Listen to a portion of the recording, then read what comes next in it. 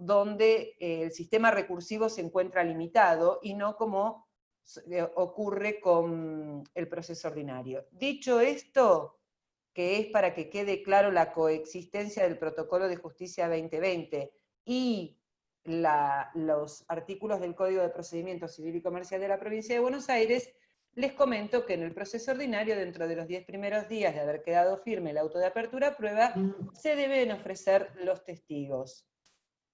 Sí, Marcela, ¿querías hacer alguna pregunta? ¿Que abriste el micrófono?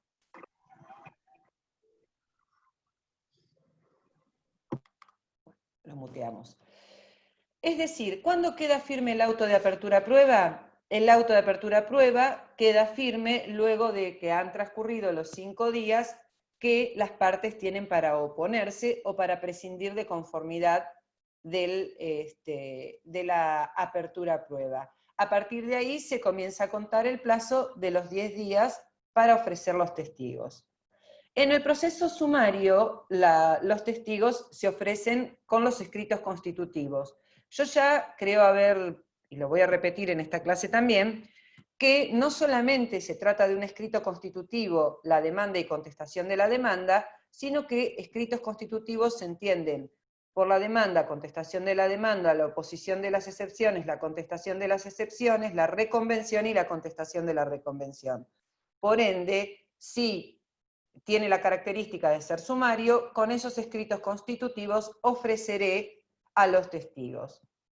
¿En qué otra oportunidad puedo ofrecer un testigo? Ya lo vimos en el encuentro anterior, que en la oportunidad de alegarse un hecho nuevo, y al ampliarse la prueba con respecto al hecho nuevo invocado, que ustedes ya recordarán dentro de qué plazo puedo invocar un hecho nuevo, también puedo ofrecer prueba testimonial.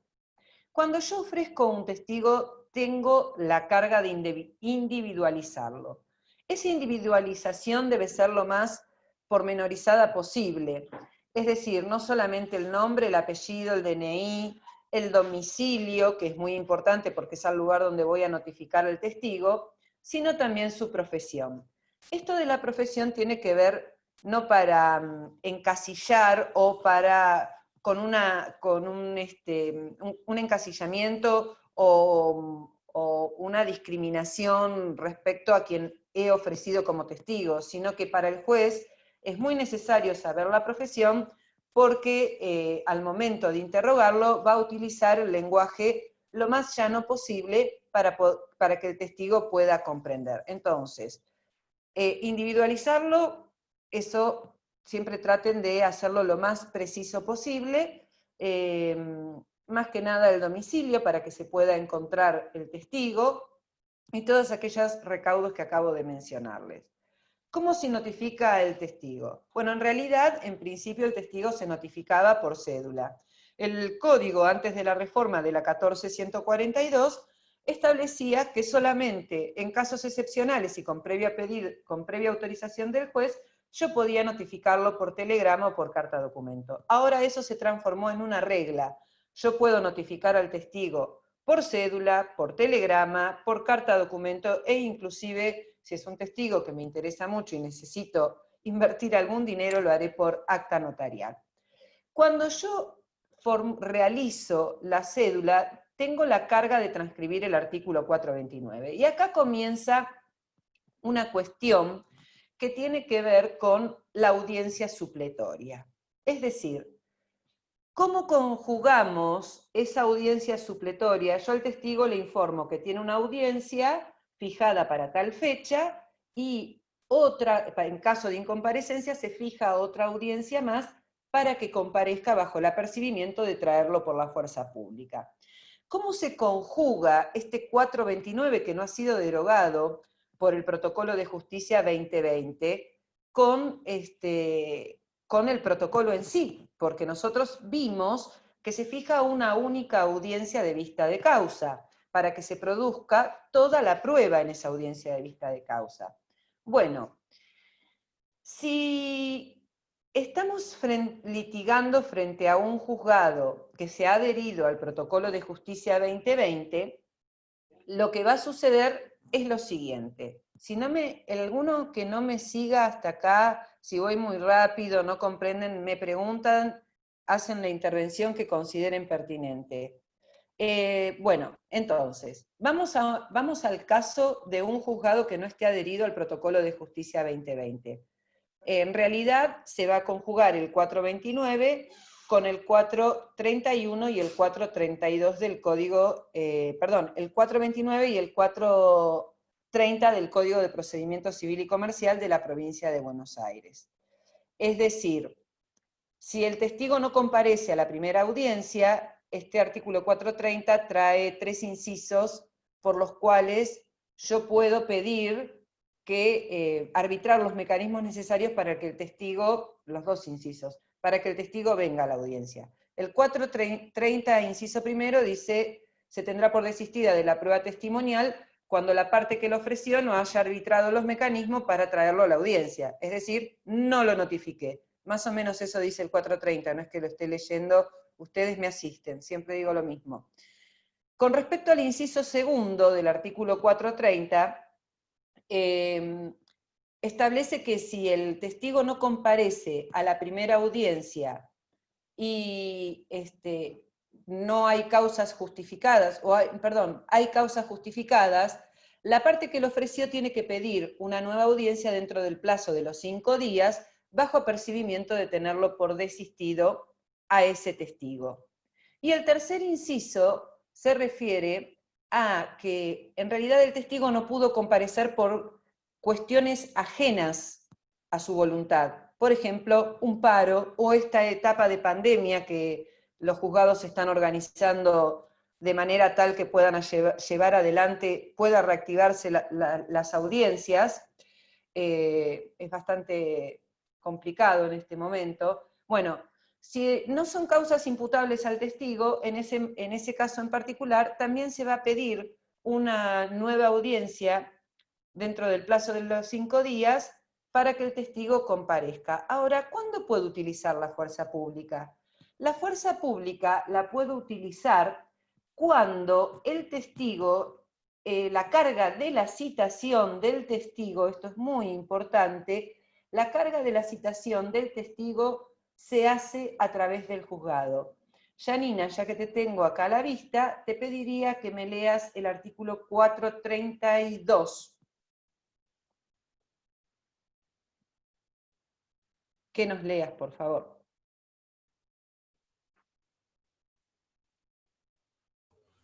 ¿Me escuchan? Sí, perfecto. 432. Carga de la citación. Si en el escrito de ofrecimiento de prueba la parte no hubiese solicitado que el testigo sea citado por el juzgado, se entenderá que ha asumido la carga de hacerlo comparecer a la audiencia. En este caso, si el testigo no concurriese sin justa causa, de oficio o a pedido de parte, y si sustanciación alguna, se lo tendrá por desistido. Bien, entonces, de esta lectura, gracias, es muy importante que lo tengan internalizado para aquellos juzgados que no han adherido al Protocolo de Justicia 2020. ¿Por qué? Porque únicamente al testigo se lo trae por la fuerza pública cuando la carga de la citación corresponde al juzgado. Esto se soluciona con una expresión que realizamos los abogados al momento del ofrecimiento del testigo. Cuando lo citamos, decimos que sea traído por el juzgado. ¿Por qué decimos eso? Porque la carga de la citación se la pasamos al juzgado, y cuando le pasamos la carga de la citación al juzgado, tenemos la posibilidad de hacer traer al testigo con el auxilio de la fuerza pública. Que ahora les contaré cómo se hace. Inmediatamente hay que librar un oficio a la comisaría de la jurisdicción de donde vive el testigo para que lo vaya a buscar la policía y lo traiga a la audiencia supletoria. Salimos ahora de el proceso tal cual está plasmado en el Código de Procedimientos y nos vamos al Protocolo de Justicia 2020. ¿Qué pasa con la audiencia supletoria en el proceso cuando estamos frente a un juzgado que ha adherido a la oralidad en el proceso civil? Sucede lo siguiente: se fija una única audiencia, es decir, ¿se transcribe el 429? Sí, se transcribe el 429. Se fija una única audiencia de vista de causa, una única audiencia de vista de causa. Bien, y entonces, si yo transcribí este 429, ¿qué pasa? Pasa lo siguiente, si el testigo no comparece sin causa justificada, bueno, en el primer supuesto del 430, obviamente si yo no arbitré los mecanismos, llega a la audiencia de vista de causas y se tiene por desistido de ese testigo. Pero vamos a suponer que yo arbitré los mecanismos para citar al testigo. Llega a la audiencia de vista de causa, no viene, se va adelante, esa audiencia se lleva adelante y lo que se decide sobre el final de la audiencia con el juez es si ese testigo es necesario o es imprescindible. Si es imprescindible, se va a fijar una audiencia para que venga a declarar ese testigo y con el apercibimiento de traerlo sí o sí con el auxilio de la fuerza pública. ¿Quedó claro? Caso contrario, si entienden las partes y el juez que ese testigo no es necesario, se va a desestimar en la oportunidad de la audiencia de vista de causa. Ahora bien, podría suceder que el testigo no comparezca y tenga una causa justificada. Por ejemplo, en este caso, bueno, no vamos a poner, ya la verdad que se levanta esa mañana con hipertensión, o se acuesta esa noche con hipertensión, tiene un certificado médico, causa justificada, en ese caso, o hay fuerza mayor, una inundación, se quedó media ciudad sin luz, inundada, etcétera, etcétera, esos son causas justificadas de fuerza mayor. En ese caso también se debatirá con el juez si ese testigo es imprescindible o no para fijar una nueva audiencia. Siempre vuelvo al protocolo de Justicia 2020, que es todo esto que les estoy mencionando, estas decisiones que toma el juez, son de creación pretoriana. Las va resolviendo el juez a medida que se encuentra con estas vicisitudes, porque realmente, vuelvo a repetir algo que parece que cayese de maduro, pero el artículo 4, el Código de Procedimiento Civil y Comercial no fue derogado por el protocolo, y el protocolo no cubre todas las contingencias que se pueden suscitar en la producción de la prueba. Bueno, ¿alguna pregunta hasta acá? ¿Quiénes están exceptuados al deber de comparecer? Ojo, están exceptuados al deber de comparecer, no significa que estén exceptuados al deber de declarar. El deber de declarar y de decir verdad lo tienen. No comparecen esto que acabo de mencionarles en este slide. Muy sencillo, no voy a detenerme en cada uno, lo que sí les voy a decir que tienen la posibilidad, sí, de comparecer, si quieren pueden hacerlo, pueden comparecer, caso contrario, su declaración la van a hacer por escrito. Como este material creo que ya lo subí, lo pueden volver a ver y ya saben qué va a suceder con las personas que están exceptuadas al deber de comparecer. Que vuelvo a insistir, no tiene que ver con el deber de declarar y de decir verdad. Su declaración la formularán por escrito. Supuestos justificados de incomparecencia. Justas causas, ya vimos, igual las justas causas tenemos que tratar de, puede ser un imprevisto, sí, pero si hay justas causas, tenemos que tratar de justificarlas con antelación a la audiencia, siempre con antelación a la audiencia, para que no sea utilizada como una maniobra dilatoria. Defectos o irregularidades en la citación. Bueno, cuando hay defectos o irregularidades en la citación, la verdad que es difícil probar o justificar la incomparecencia, porque en realidad nosotros tenemos que tener el debido cuidado, ser cautelosos al momento de citar a un testigo. No es lo que más se utilice en los defectos o irregularidades en la citación. Ahora, sí es un supuesto de incomparecencia las personas que están domiciliadas a más de 70 kilómetros del asiento del tribunal. esas personas no tienen el deber de comparecer a declarar, por ejemplo, en el Departamento Judicial de Mar del Plata, si viviese Necochea hasta más a 70 kilómetros. Bueno, vamos a poner en Carmen de Patagones, que eso seguro está a más de 70 kilómetros. ¿Qué pasa en ese caso en particular? ¿Puedo ofrecer como testigo a una persona que está domiciliada a más de 70 kilómetros del asiento del tribunal? ¿Qué opinan ustedes?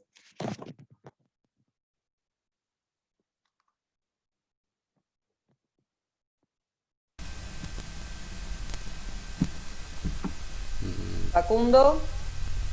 No sé, justo tenía la respuesta ahí, pero ahora estoy medio dudando, porque sería difícil llamarlo a declarar si vive a más de 70 kilómetros para que venga a comparecer.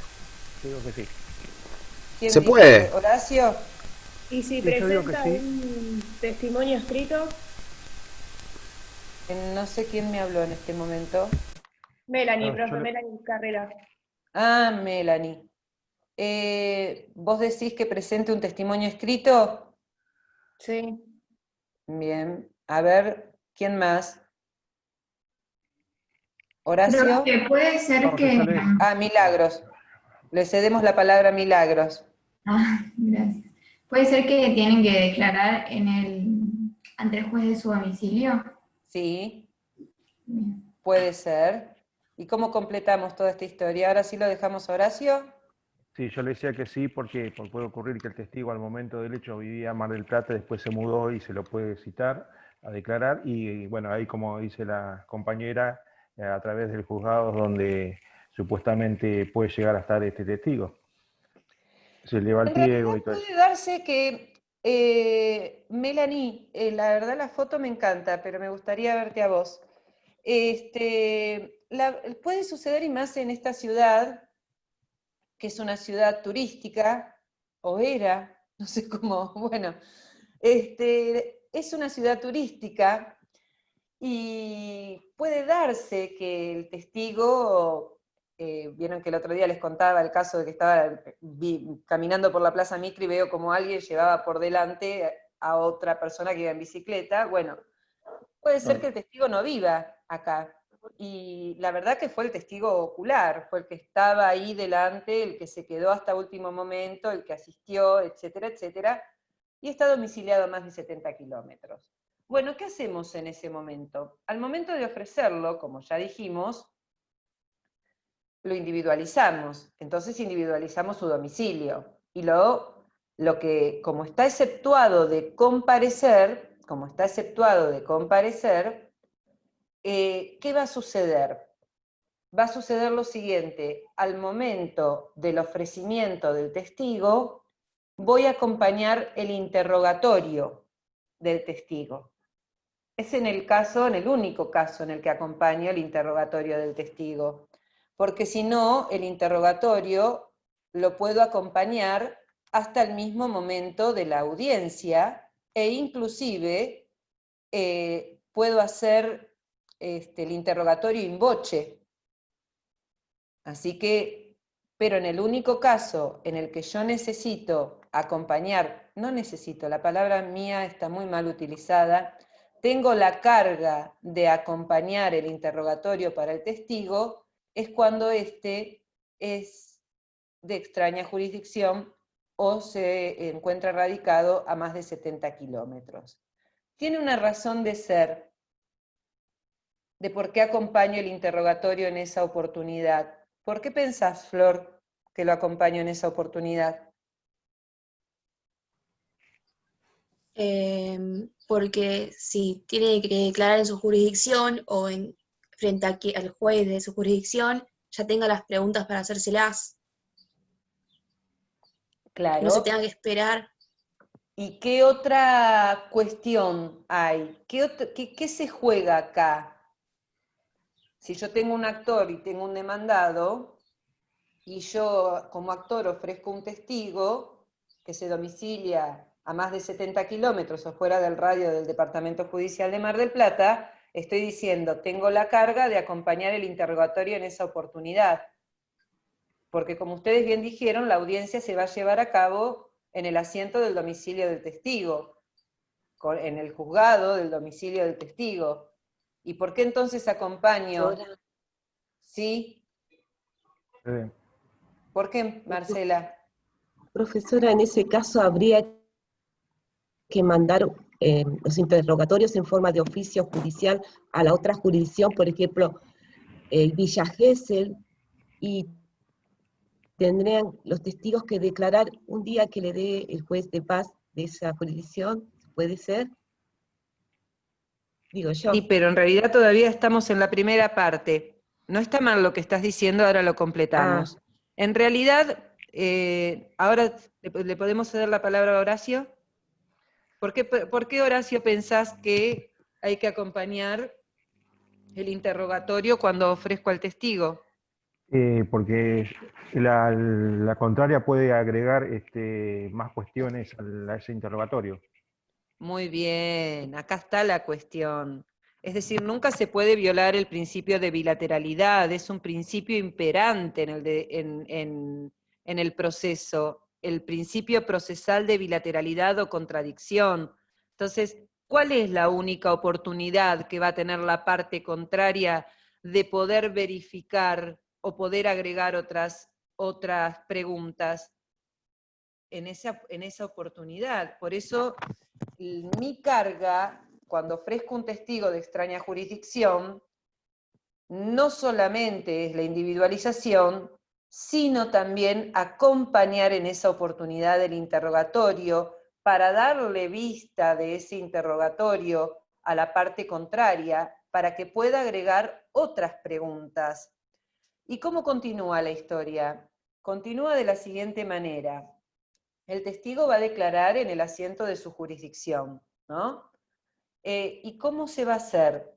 Y como dijo Marcela, se envía a través de un oficio, se tramita a través de un oficio, se sortea, se indica cuál es la persona que va a realizar esa diligencia en el departamento judicial que corresponda. Una vez que se ha indicado quién es la persona y ha realizado la diligencia pertinente, vamos a suponer en Capital Federal o en Quilmes, vamos a la provincia. Recién estábamos en Carmen de Patagones, ahora nos fuimos a Quilmes. En Quilmes, pues estamos en provincia, ¿qué va a hacer? Va a indicar el juzgado en el que recayó y el día y el horario de la audiencia en la que va a declarar ese testigo. ¿Por qué? Porque yo tengo que informarle nuevamente por este principio de bilateralidad o contradicción a la otra parte. ¿Para qué? Por si quiere viajar e ir y fiscalizar la audiencia. Tiene toda la libertad de hacerlo.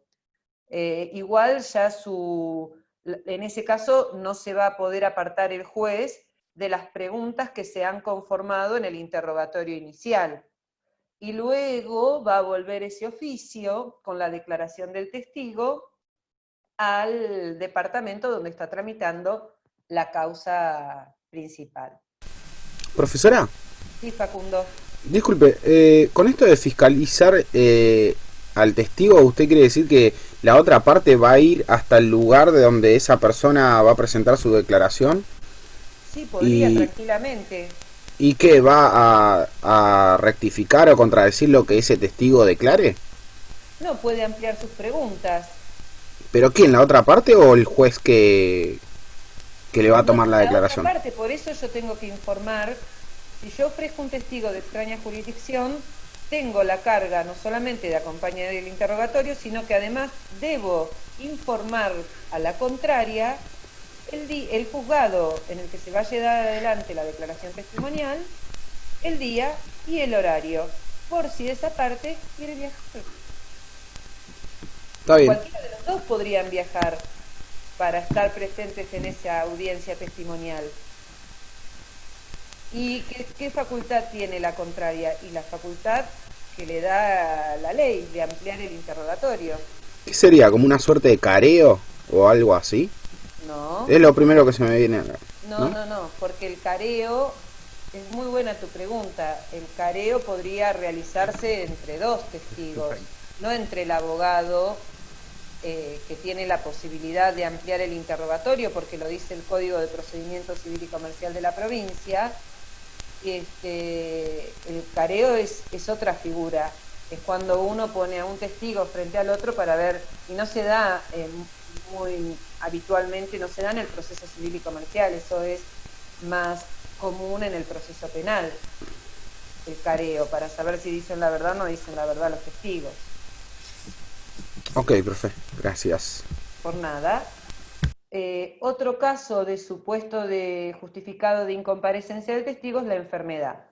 En este caso el código muy lindo, muy rimbombante, dice que el juez o el secretario, si el testigo estuviese internado, estuviese enfermo, puede ir al domicilio, puede ir y acercarse al lugar de donde esté el testigo para tomarle declaración testimonial. La verdad, en los años de ejercicio de profesión, no me ha tocado a mí, por lo menos, esa situación particular, de que el juez se acerque a donde el testigo se encuentra para tomarle declaración testimonial. Esos son los supuestos justificados de incomparecencia del testigo. Excepciones al deber de declarar. Partíamos de la premisa que tiene el deber de declarar. En realidad, en el primer slide hago mención a que si la respuesta lo expone a enjuiciamiento, es decir, si lo que va a declarar lo lleva a tener una causa penal en su contra. Es decir, si lo que va a declarar le puede generar un perjuicio de tamaña magnitud que termina enjuiciado el testigo.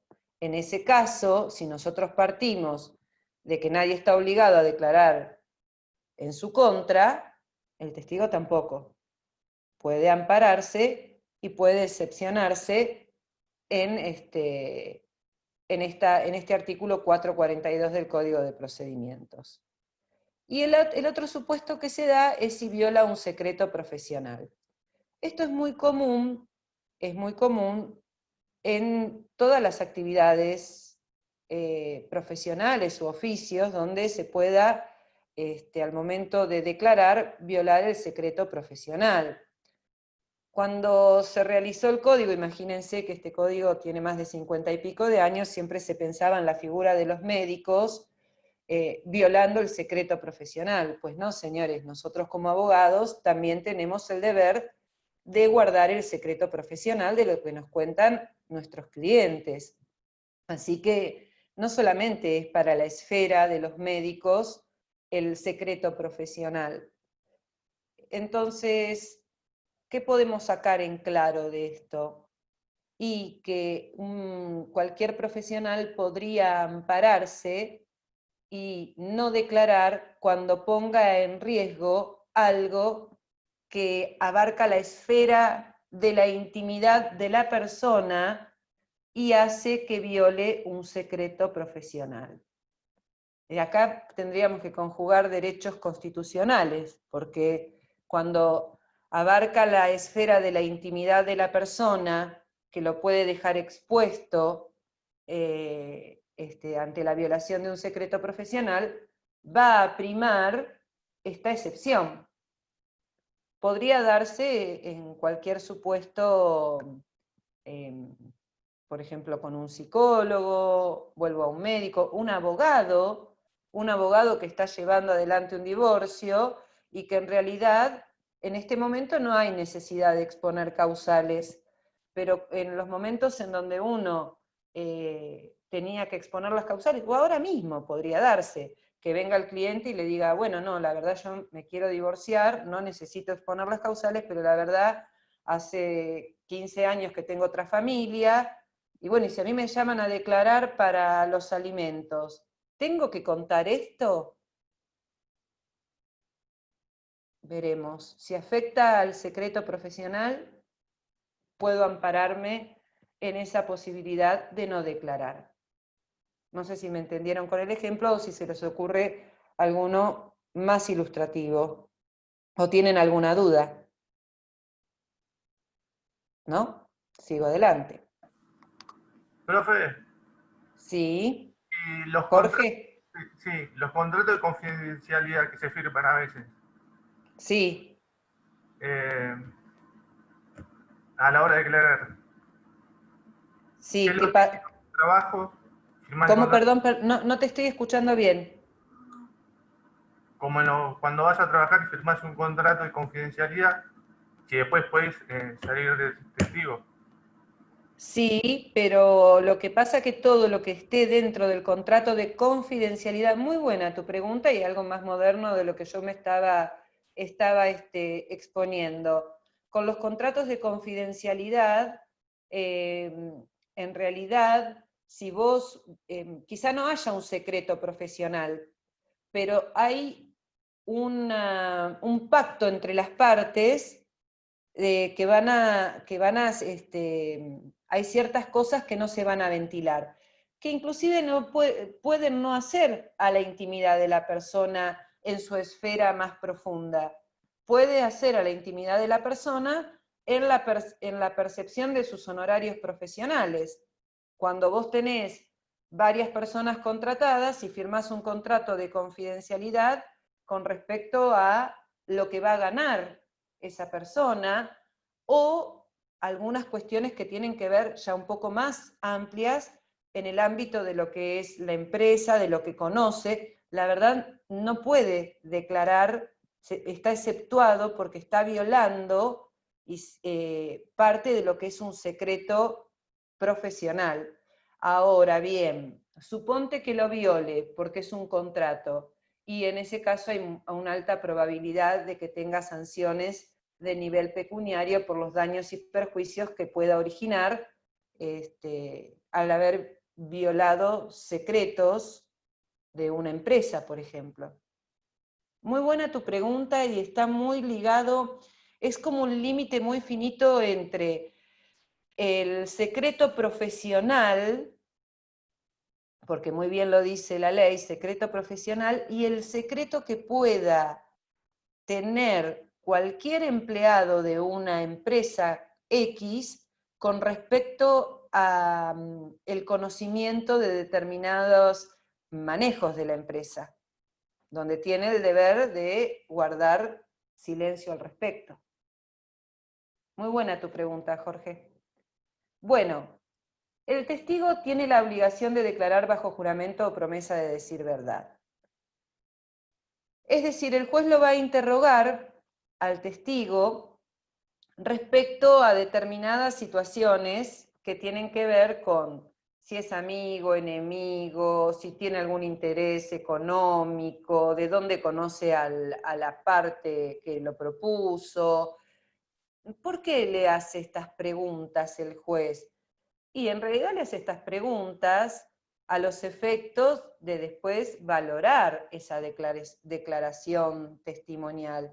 Porque si tiene un interés económico en el pleito, y obviamente su declaración siempre va a ser a favor de la parte que le ofreció. Es decir, bajo juramento o promesa de decir verdad, acá me equivoqué con algo, quise decir por las generales de la ley. En las generales de la ley es donde le hace esas preguntas. ¿Pero tiene la obligación de declarar bajo juramento o promesa de decir verdad? Sí, eso sí. Si el juez no llegase a tomar el juramento, no hace a la validez del testimonio, sino una cuestión de la eficacia. ¿Qué quiero decir con esto? Que si el juez cuando arranca la audiencia testimonial no toma el juramento o promesa de decir verdad, no significa que yo pueda plantear la nulidad de esa audiencia, sino que hace a la eficacia, a una cuestión de la eficacia. Por eso dice no hace a la validez del testimonio. El testimonio es válido.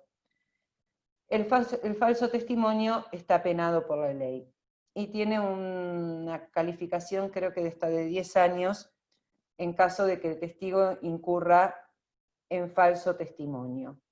Algo que es interesante tener en cuenta es que el testigo no puede declarar sosteniéndose con ningún documento. Es decir, ¿puedo llevarme un apunte para poder declarar como testigo? El principio es que no. Yo no puedo ir con un papel escrito para leer, a ver qué es lo que tengo que contestar. El testigo tiene que contestar de acuerdo a lo que él percibió, de acuerdo a lo que él vio, escuchó, etcétera, y lo que recuerda. Puede ampararse diciendo no recuerdo, pasó tanto tiempo que no lo recuerdo, pero únicamente hay una excepción, si mal no recuerdo, en el Código de Procedimientos, que cuando se trate de operaciones aritméticas o datos muy precisos, podría estar sostenido de algún documento que pueda aportarle a ese testigo la claridad que necesita en el momento del interrogatorio. Pero es un supuesto muy específico. Sí. Profe, Sí, escucho. encuentro algunas similitudes con la absolución de posiciones acá, ¿puede ser? Y ¿Qué? quisiera saber Por si ejemplo. si se da el mismo caso. Por ejemplo, en la absolución de posiciones dice que el testigo no está, más allá de que hace una promesa de decir la verdad, no está obligado. En la absolución de posiciones no es testigo, sino que es parte. Es parte, perdón. Sí. Dice que no está obligado a declarar contra sí mismo y que el falso testimonio no está penado. En realidad partimos de una premisa constitucional. Partimos del artículo 19 de la Constitución Nacional. Artículo 19 de la Constitución Nacional. ¿No sería el mismo caso este? No. Estoy medio confundido, perdón. No, está bien. Acá hay que diferenciar, en la absolución de posiciones habría que diferenciar varias cosas. En primer lugar, ¿quién es el absolvente y el ponente, que son las partes? En cambio, en la prueba testimonial es un tercero. El absolvente va a contestar sobre cuestiones que hacen a su hacer, es decir, a lo que hizo, a lo que no hizo. En cambio, el testigo va a narrar lo que percibió a través de los sentidos. Por eso, cuando la parte pueda considerar que no va a declarar, porque esas cuestiones quedan libradas a su conciencia, como más o menos como dice el artículo 19 de la Constitución Nacional, se puede negar. El testigo únicamente se puede negar en las dos cuestiones que mencioné en el caso anterior. Cuando se expone un enjuiciamiento, que no tiene por qué exponerse a un enjuiciamiento, porque es un tercero en el proceso, o si viola el secreto profesional. Nada más. Bueno, profe, gracias. ¿Quedó claro o mazo?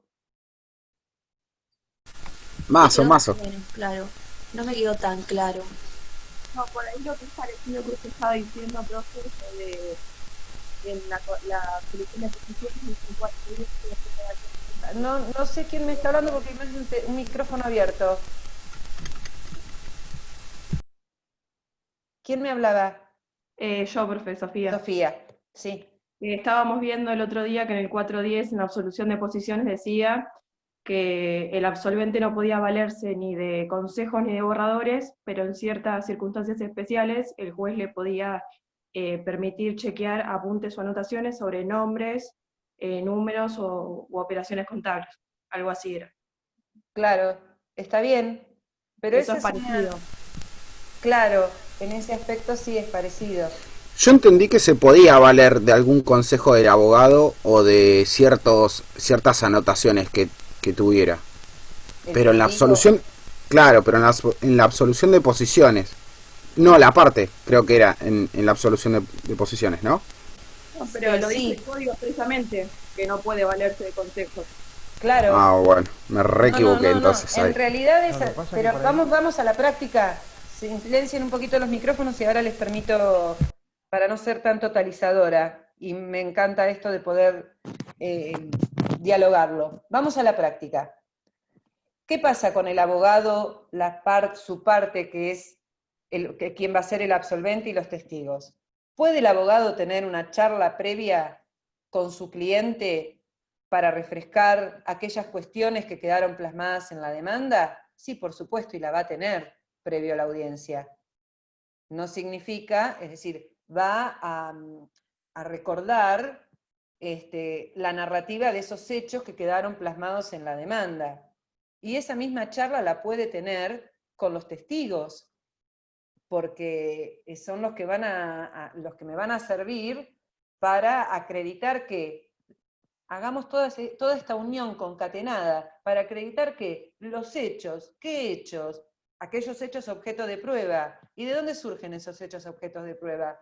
De mi demanda, o de mi contestación de la demanda, que se transformaron en controvertidos y conducentes. Bueno, por ende, yo como abogado, ¿qué haría? Ir unos días antes de la audiencia, me voy a reunir con el cliente, que va a ser el que va a absolver posiciones, y con los testigos, y vamos a refrescar todos los dichos que surgen de la demanda. Eso sí lo puede hacer el abogado. Lo que no puede el abogado es, bueno, voy a utilizar un término, es asistirlo, iba a decir asoplar, en medio de la audiencia, sino, no puede asistirlo cuando el testigo está declarando o cuando el absolvente está frente al juez, respondiendo a las posiciones. Y también hay otras diferencias. No es lo mismo el pliego de las posiciones que el interrogatorio del testigo. Es decir, hay muchas diferencias entre una prueba y la otra. La primera que vamos a marcar es que uno es la parte en el proceso y el otro es un tercero ajeno al proceso. Y que no lo va a afectar la sentencia de ninguna manera, a no ser que incurra en falso testimonio, que se va a tener una causa penal.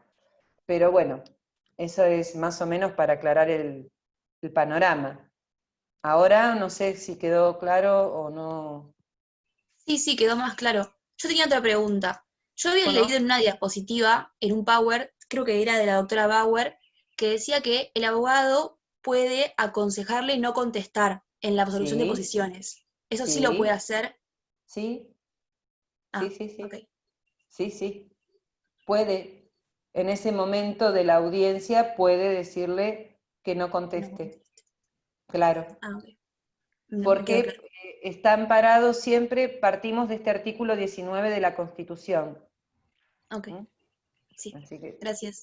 Les sugiero que lo lean, así pueden comprender con mayor amplitud este tipo de 18. pruebas.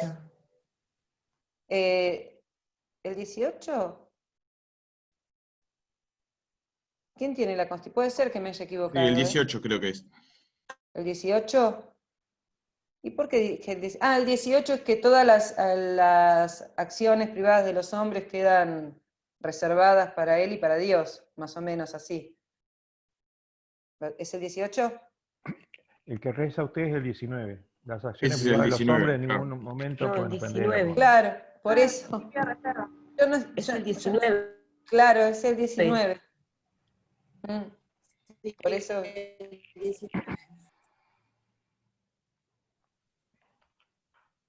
¿Listo? Bueno, vamos, era el 19. Igual uno puede errarle en el número del artículo, lo importante es el contenido.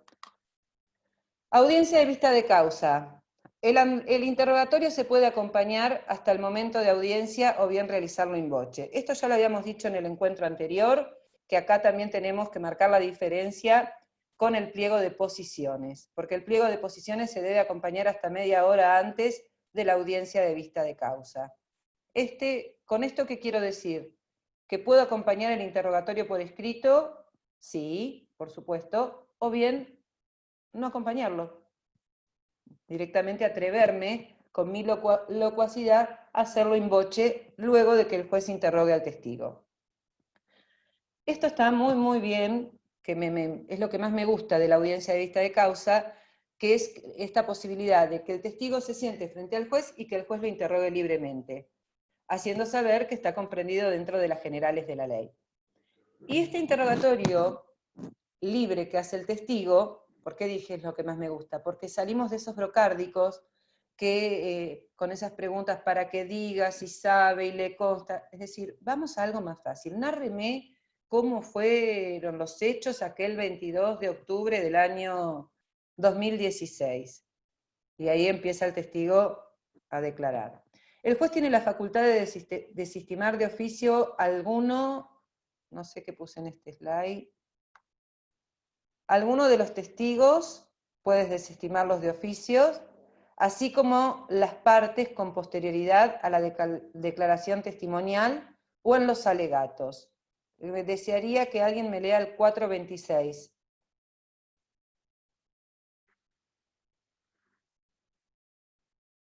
¿Lo podrás leer, Natalia?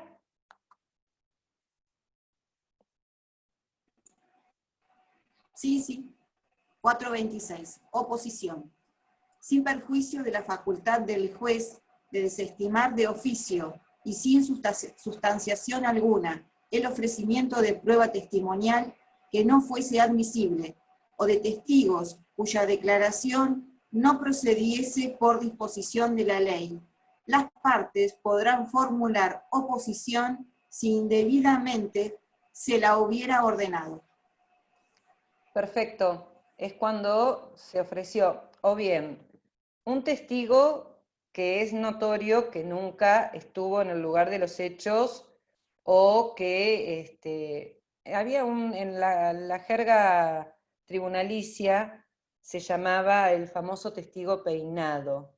Ese era un término de cuando yo me recibí, el testigo peinado. Y me acuerdo que tenía un profesor que era juez del Juzgado Civil y Comercial número 2, el doctor Escochimarro, que cuando hablaba del testigo peinado a mí me causaba mucha gracia, era cuando el abogado le decía todo lo que tenía que decir. Entonces, esta situación ya no se da con tanta frecuencia, porque insisto en la importancia que tiene la figura del juez en esta audiencia de vista de causa. Aquella persona que es ofrecida como testigo no se va a atrever a narrar hechos que realmente no conoce o desconoce, porque sabe las sanciones que le caben. Así que es muy interesante, por eso digo, esto es lo que más me gusta, lo del juez interrogando libremente al testigo. Si bien ya la posibilidad del libre interrogatorio lo plasma el Código de Procedimiento Civil y Comercial de la Provincia de Buenos Aires. Bueno, con respecto a esto también ya lo dijimos, que en principio se fija una única audiencia de vista de causa, y vimos que en caso de imposibilidad material de continuar con el interrogatorio, esto lo había preguntado Leticia la vez anterior, se notifica una nueva audiencia a los mismos fines y efectos. En realidad, esto tiene que, es decir, no de ninguna manera poder llevarse a cabo con habilitación de días y horas inhábiles, porque si no lo que hacen los jueces, en virtud de la falta de lugar, porque hay una única sala de audiencias, es habilitar días y horas horas inhábiles nada más, habilitar horas inhábiles. Pero en caso de que tuviese 15, 20 testigos, necesitará una nueva audiencia, bueno, va a fijar una nueva audiencia. Y como ya saben, la audiencia es videograbada. Eso con respecto a la audiencia de vista de causa. No sé si hay alguna otra pregunta con respecto a la prueba testimonial. A ver si me...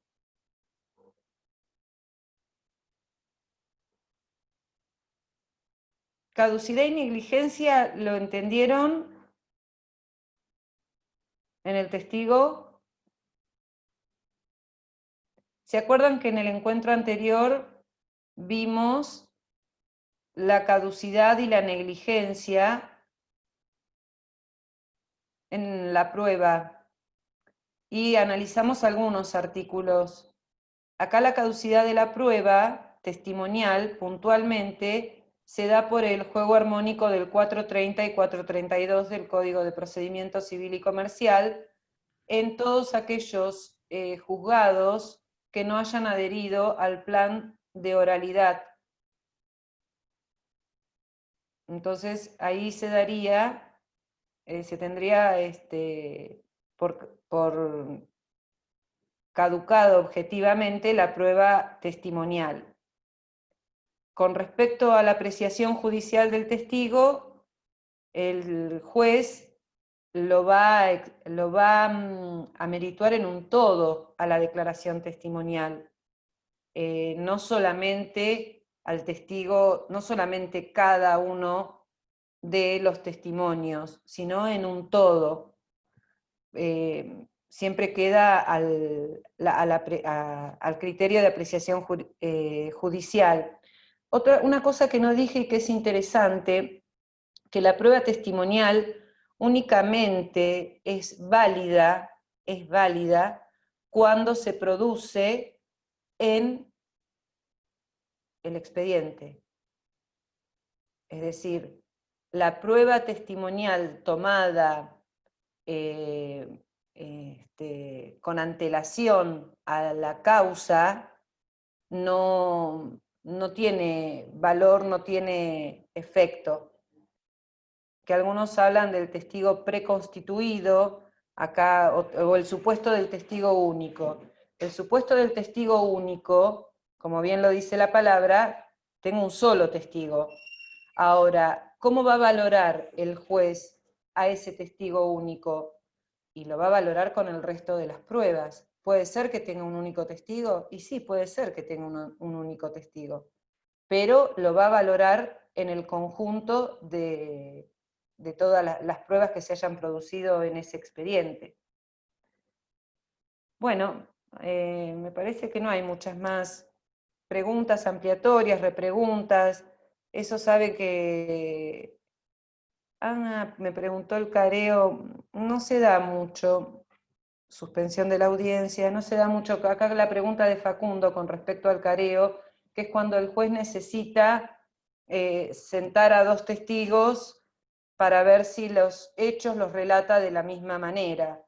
No se da muy habitualmente en el proceso civil y comercial, pero es una figura que sí existe. Esto para responder a algo que había preguntado Facundo Morales, creo que es. Y saben que se pueden hacer ampliaciones de preguntas. Facundo Mancilla, profe. Ah, Mancilla, bueno. Estaba cerca, igual. Sí. Y no hice tanto hincapié en la forma de las respuestas, porque en realidad acá el testigo puede explayarse y puede contar cómo ocurrieron los hechos. No necesariamente tiene que contestar sí o no, porque además las preguntas no pueden ser inducidas a una respuesta. Cuando uno formula la pregunta para el testigo, no tiene que inducirlo a la respuesta. Eso sigue siendo igual, ya sea con el protocolo de justicia 2020 o con los juzgados que no están adheridos al mismo.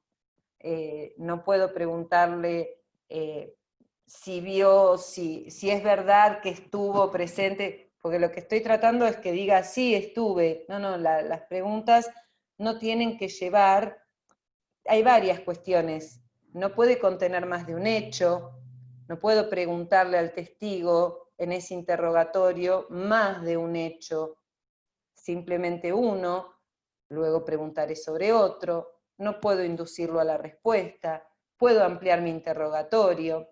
Por eso esto de realizarlo in voce me permite a mí, sobre la marcha, ir formulando las preguntas que considere pertinente luego de que lo ha interrogado el juez. Porque luego de que lo ha interrogado el juez, de acuerdo al protocolo, sí. Yo le hago una pregunta con respecto a eso. Con respecto a los hechos unas preguntas que haga una de las partes, con respecto que hace una pregunta sobre un hecho, a la parte, ¿se la tiene reconocido a ese hecho? Si formula... No te escuché bien, me dijiste, con respecto a una pregunta que haga una de las partes. Cuando el interrogatorio que formula una de las partes hacia el testigo, si yo formulo una pregunta y en la cual le estoy pidiendo que reconozca un hecho al testigo, a mí, que soy parte, ¿se me reconoce como ese hecho, como que yo lo reconozco? Ay, no alcanzo a comprenderla. Es decir... Yo lo relaciono también con la absolución de posiciones cuando yo, como ponente, también quiero que reconozca la otra parte un hecho y yo lo tengo como reconocido. Y en la prueba testimonial, que ya se la estoy haciendo un tercero, yo como parte, si yo estoy reconociendo como parte que ese hecho ocurrió, se me tiene que reconocido en el proceso. Si se te tiene por reconocido en el proceso. A ver, si alguien es decir... Yo creo que se está refiriendo a la parte que vimos ahí en la absolución de posiciones, que dice que cada posición importa para el ponente el reconocimiento de los hechos que pone en la posición. Claro, pero no es lo mismo para el testigo. Claro, eso preguntaba él. Tiene que ver por ahí Claro. si lo perjudica o no lo perjudica al que lo presenta. Yo llevo un testigo, si me va a perjudicar, es como que no Es que te puede me pasar, conviene. perdón, les puede pasar. Teníamos el testigo, habíamos conversado con el testigo, se puso nervioso porque sabía que algunas cosas no iban a ser fruto de la verdad, puede pasarte que no declare como vos pensabas. Así que en ese caso, ahora, así entendí cuando Sofía me explicó a qué se refería Ezequiel. Cuando yo formulo la absolución el pliego de posiciones, hace que reconozca esos hechos como ponente, que luego veremos qué hace el absolvente. Yo los tengo como ciertos que ocurrieron, yo parte del proceso los tengo como ciertos que ocurrieron, porque son aquellos que quiero acreditar. Bueno, vamos a ver qué dice el absolvente, ¿no? Similar ocurriría con el testigo, le voy a hacer un interrogatorio, voy a realizar un interrogatorio, por ejemplo, en una usucapión, diciéndole que cuando yo, qué sé yo, que es que hace más de 20 años que vivo de manera tal de llegar en ese interrogatorio, preguntarle si hace más de 20 años que vivo o no en ese lugar. No con esa fórmula porque está mal redactada mi pregunta. La pregunta sería, ¿cómo sabe y le consta que yo vivo en ese lugar? ¿Cómo sabe y le consta? Y porque cuando yo tenía 30 años, más o menos, la señora vino al barrio y ahora tengo 50 y pico, y todos los días la veía cuando iba al almacén. ¿Me entienden a dónde apunto?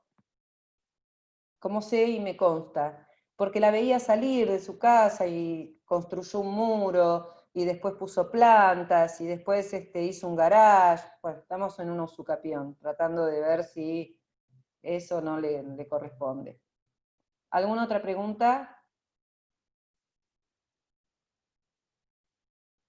¿No?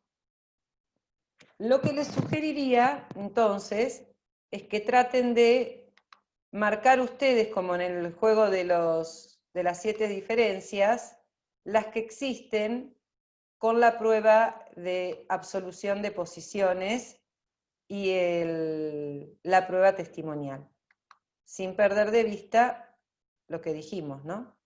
Que uno es un tercero y la otra es la parte. Bueno, nos vamos de este tema, porque tenemos un poquito de tiempo todavía. Nos vamos a otro tema. A los modos anormales de terminación del proceso.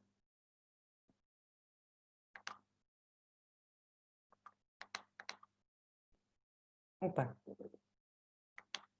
Bueno, modos anormales de terminación del proceso. Ustedes habrán visto con la doctora Jiménez Bauer que la forma de concluir un proceso es con el dictado de una sentencia definitiva. Pero suele acontecer que durante la sustanciación del proceso termine, finiquite, por otros modos, a los cuales el legislador ha denominado modos anormales de terminación del proceso. Sofía, ¿podrás prender la cámara? Bueno, ¿qué es el desistimiento? El desistimiento, yo diría que es un acto procesal por el cual o alguna de las partes, en este caso el actor, renuncia, ya sea al proceso o al derecho. Entonces, es un acto jurídico, un acto procesal, unilateral, por el cual alguna de las partes renuncia al proceso o al derecho. ¿Qué características tiene? Las características del desistimiento es que debe manifestarse por escrito, no es necesario que invoque alguna causal para desistir, lo puedo hacer en cualquier momento del proceso, ahora veremos cuándo necesito o no consentimiento. No debe dejar lugar a dudas al juez de que se trata de una renuncia.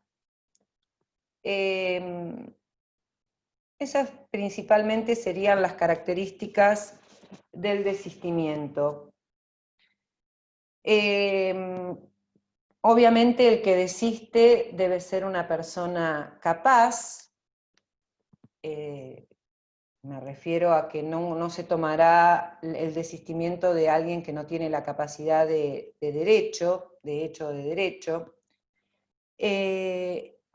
Y en principio, cuando desisto del proceso, si lo hago con antelación a el traslado de la demanda, no necesito la conformidad del demandado. Acá marqué una gran diferencia. ¿Por qué? Porque quiere decir que yo interpuse la demanda, no notifiqué la demanda y de repente me arrepiento de continuar adelante con ese proceso y desisto. ¿Qué va a pasar en ese caso particular? Y en ese caso particular cargaré con las costas generadas por mi desistimiento. Pero lo que quiero dejar en claro, bien en claro, es que no voy a necesitar el consentimiento de nadie, porque todavía no hubo traslado de la demanda. Ahora bien, ¿qué pasa si sí hubo traslado de la demanda? Si desisto del proceso, voy a necesitar del consentimiento del demandado. Entonces, yo ya notifiqué la demanda. Vaya a saber por qué. En algún momento el cliente viene y le plantea a su abogado que no quiere seguir adelante con el proceso. Se presenta un escrito donde expresamente se manifiesta ese desistimiento, que ya lo dije, no debe quedar lugar a dudas. No se tratan de cuestiones de orden público, sino que se trata de cuestiones de carácter disponible. Acá estoy diciendo otra cosa solapada, No sé, el que me siguió lo comprendió. No se pueden desistir cuestiones donde están comprometido el orden público. El juez no va a hacer lugar, no lo va a homologar. Bueno, entonces, volviendo. Di traslado de la demanda, me arrepiento. Quiero renunciar a ese proceso. Bien, en ese caso voy a necesitar del consentimiento del demandado. Por ende, presentado el escrito donde formulo el desistimiento del proceso, se le debe dar un traslado por 5 días al demandado. El demandado tiene que contestar, tiene la carga de contestar, con eso quiero decir que puede o no hacerlo. Si se opone, el proceso tiene que seguir adelante. Puede no... ¿Y por qué se opondría? Y porque si no está prescripta la acción, corre el riesgo de que después el demandado, el actor, le vuelva a iniciar otro proceso con las mismas causas, objeto y partes. ¿Me siguieron hasta ahí? ¿Micaela? ¿Sí? Bien. Profe. Sí. Sí, mil disculpas, pero yo me tengo que retirar. ¿Puede ser? Sí. Bueno, espera. Perdón. Que Mansilla era. Exacto. Porque no quiero, bueno, no te encuentro acá, Facundo Mansilla. Bueno, bárbaro. Bueno, gracias, profe. Chao. Hasta luego. Bueno, entonces, necesitaba del consentimiento del demandado, ya quedaron 40. Bueno, necesito del consentimiento del demandado por ese motivo, porque en realidad, si no está prescripta la acción, la acción, puede volver a iniciar otro proceso idéntico. Entonces, el demandado puede decir, me opongo. Ahora, ¿necesita fundamentar el demandado su oposición? No, simplemente decir que él desea continuar adelante con ese proceso. Y en ese caso, ¿qué tiene que hacer el juez? Seguir adelante con el proceso. Ahora bien, puede ser que el actor desista del proceso. Bueno, obviamente las costas serán a cargo siempre del que genere el desistimiento, pero puede ser que desista, y acá el artículo 306 nos trae a lo que es la retractación o revocación del desistimiento. Lo puede hacer, puede desistir y a la vez puede decir, me arrepiento del desistimiento, y antes de que esté consentido, firme, puede retractarlo. Lo puede hacer, lo dice el 306 del Código de Procedimiento Civil y Comercial de la provincia. Luego está el desistimiento del derecho. En el desistimiento del derecho, sí. Más allá del orden público, ¿hay alguna causal por la cual el juez puede no homologar el desistimiento? Sí. Sí. Por ejemplo, cuando alguna de las partes sea incapaz. Más que nada en el desistimiento del derecho. En el desistimiento del derecho lo que va a mirar, lo que va a observar el juez muy minuciosamente es si son los legitimados, si las partes tienen capacidad, si se trata de derechos de carácter disponible y la representación procesal de las partes. Porque en el desistimiento del derecho, donde no necesito conformidad de la contraria, es porque estoy renunciando directamente a promover en el futuro un mismo proceso por la misma causa y entre las mismas partes. Por ende, nunca haría lugar el juez al desistimiento en un juicio de alimentos. ¿Se entiende? Nunca haría lugar el juez al desistimiento en un juicio de filiación. Ahora, podría hacer lugar a un desistimiento en cualquier derecho de carácter disponible o carácter patrimonial, pero no en los casos donde esté comprometido el orden público. En este caso en particular, en el desistimiento del derecho, vuelvo a remarcar una diferencia que hice con el desistimiento del proceso. No voy a necesitar la conformidad del demandado. ¿Quedó claro? Bien. Sí, profe. Gracias. La transacción. ¿Qué es la transacción? Bueno, en realidad también es otro modo anormal de terminación del proceso, y acá no es un acto procesal unilateral, como vimos en el desistimiento. Acá las partes se hacen concesiones recíprocas sobre hechos de carácter litigioso. ¿Qué es hacerse concesiones recíprocas? Y en realidad tiene que ver con esto de que ambas partes tenemos derechos litigiosos en juego y podemos transar, podemos arreglarlos. El artículo 1641 del Código Civil y Comercial de la Nación simplemente modifica al antiguo artículo que traía el Código de Vélez, pero trae una definición exacta de lo que es la transacción. Así que yo los invitaría a que lean el 1641 del Código Civil y Comercial de la Nación. Quiero detenerme en que no pueden realizar transacciones los padres con respecto a los hijos, no pueden hacerlo los tutores o los curadores, no pueden realizar una transacción sobre cuentas ni siquiera con autorización judicial.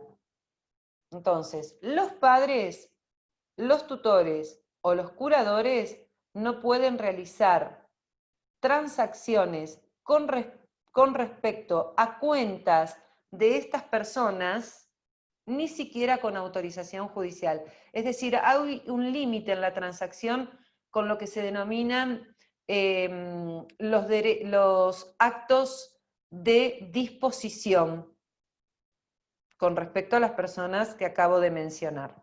¿Está? Y la transacción, bueno, los requisitos y la oportunidad.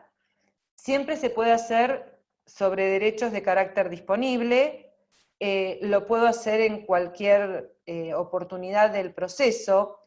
En realidad, ¿podría hacerlo con antelación al proceso, a la transacción? ¿Nazaret?